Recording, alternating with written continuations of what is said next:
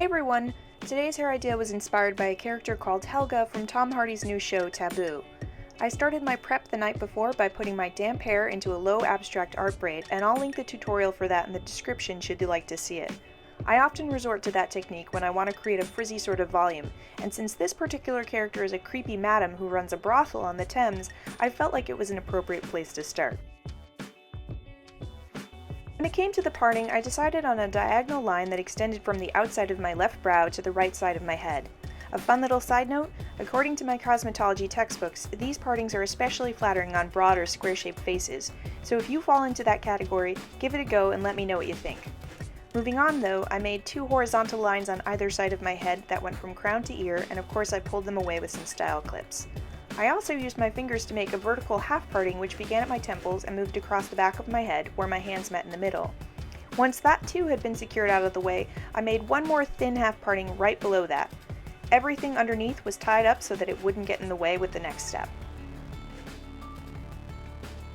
Helga has a mass of strange and tangled braids that look like they're coming from straight underneath her pulled up hair, so to emulate this, I divided that small section into two pieces. Beginning on the right, I made a 3-strand braid with the first half. As it began to form, I rearranged my hands so that it would veer to the left, which in this style is the heavier side of the diagonal part. I suspect that the actress has a wig with various extensions on it, so to copy the impossible length of her braid, I used the second half to continue my own. This meant I picked up strands from it and added them in, almost like a lace braid. By doing this, I doubled the length of this part of my hair.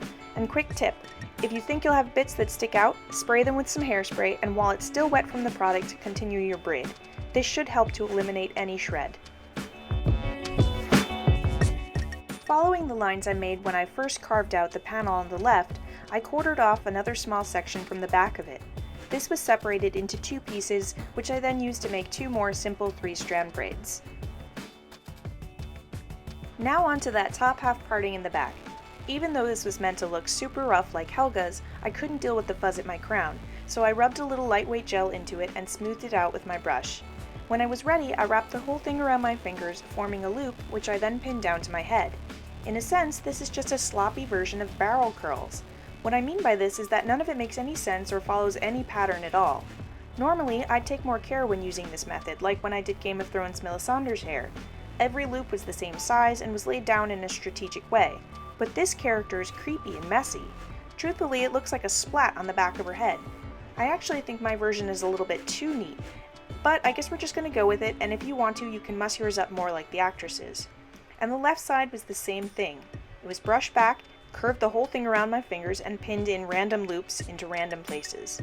I did my best to make sure that they were all facing in different directions and were various sizes. The only real thought I gave to the whole thing was that vertical line in the back. I did actively try to cover that so it wouldn't show. And the last piece to pin was the panel on the right. This is the side with the braids, but just forget about them for a moment. We're still sweeping the hair back and using our fingers to make barrel curls.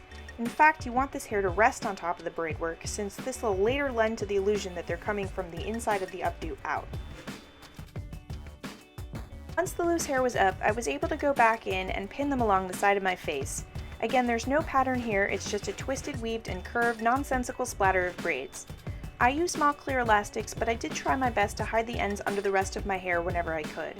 I should also mention that I found open pins to be especially helpful with this since they were way less visible than the usual closed ones.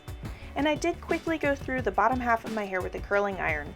I felt like my waves had fallen a little flat and needed just the smallest bit of reinforcement in that area. And while I was looking at how it turned out, I noticed that I hadn't covered the horizontal parting very well in the corners near my ears. So to remedy that, I simply lifted up small pieces of hair, looped them, and pinned them right over the line. It's moments like this when I sometimes wish I could see the back of my own head. But with those two final pins, the look was complete. I hope you all like this cosplay hair I did today. I know it's a bit eccentric, but when I saw it, I just really loved it and couldn't wait to try it out. As always, my social media links will be listed below, and I'd love it if you left a comment or a thumbs up, since it really helps me out. Until next time, have fun and keep braiding. Bye!